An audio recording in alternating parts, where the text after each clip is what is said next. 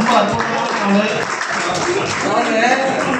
நமது 24/7ல போட்ட நிமிஷம் நமக்கு வந்து ரீஃப்ரெஷ் பண்றது, மற்ற வேலை செய்யறது இவர்தான். யாரும் கிடையாது. அதனால வந்து இந்த இல்லாட்டினா ஒவ்வொருத்தரும் வச்சு உட்காந்துருக்கணும். அதனால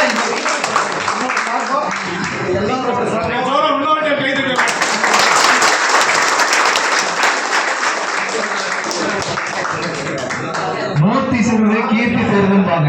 அது மாதிரி ரொம்ப அற்புதமான ஆளு, உண்மையிலேயே பாராட்டப்பட வேண்டியது. சரிங்களா? எல்லாராலையும் பாராட்டப்பட வேண்டியது.